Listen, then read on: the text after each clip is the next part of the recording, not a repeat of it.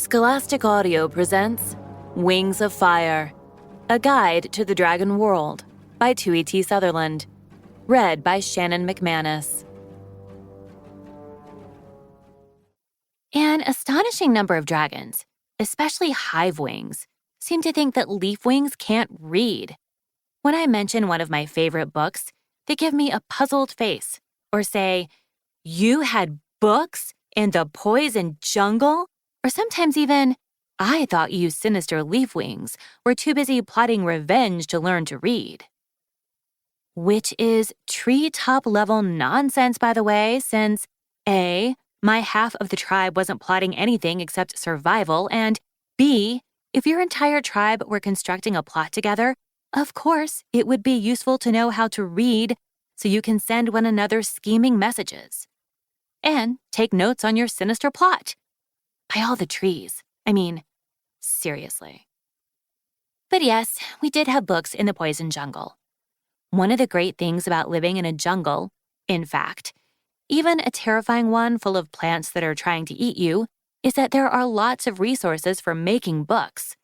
Plant fibers, bark, sap for glue, wood pulp to make paper, even lots of ways to dye the covers. I love bookmaking and bookbinding.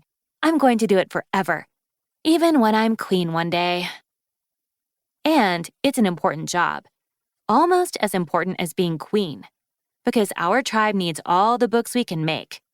The Leafwings lost so many libraries in the tree wars, we had to leave most of our books behind when we finally fled to safety. But my great-grandmother, Queen Sequoia, managed to bring some of her personal library with her when she escaped. And so did many other leafwings, luckily. In the 50 years since then, we have reconstructed as many books as the old dragons can remember. And we've written many more as well. Queen Sequoia believes that books are essential to a tribe's survival, and more important, to its soul. So, to prove that leafwings do read, and actually read enough to even have favorite books, I have conducted some interviews and compiled the following list of reviews for Starflight's Guide. Hazel. Favorite books of the Leafwings. The Legacy of the Leafwings. It's a history of great Leafwing queens and achievements, and it was the first book I made sure to bring when we went into hiding. I find it helpful to read, to remind myself that queens in the past had struggles too, and yet the Leafwing tribe survived. Queen Sequoia. Ash of Green Ginkgos. I've loved this one since I was a young dragonette, and I reread it every year around my hatching day.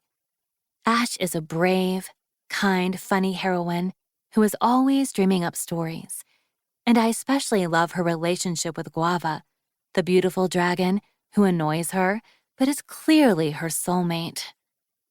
Willow. The Count of Mount Kudzu. This book has everything. Murder, revenge, more revenge, so much revenge. It's about a dragon who is unjustly imprisoned and spends his imprisonment planning his revenge, and then escapes and executes that revenge. And it's spectacular! Sorry, Hazel. Some of us were plotting revenge and learning to read. About plotting revenge! Sundew. Rowan and Juniper. My favorite book used to be The Count of Mount Kudzu, but now it's this. I don't know why. It's just such a great story of two dragons falling in love who aren't supposed to. It would totally make me cry. If I ever cried. Which I don't. Bryony. The exceptionally comprehensive encyclopedia of insects for the discerning entomologist. I love this book. Is that weird? Sorry if that's weird. It just has so many cool bugs in it. I could look at them and think about them all day. Mandrake. Mysterious and mystifying murders. This is a compendium of baffling unsolved murders throughout the history of Pantala. It is fascinating to consider All the many different ways to murder a dragon and never get caught. I mean, from a purely theoretical standpoint, of course. Cobra Lily. Where the Mountain Meets the Moon. I absolutely love this book.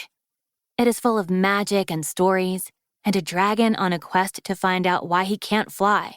And every time I read it, I feel like it's making me kinder and wiser and more thankful, which is the kind of queen I want to be. Hazel.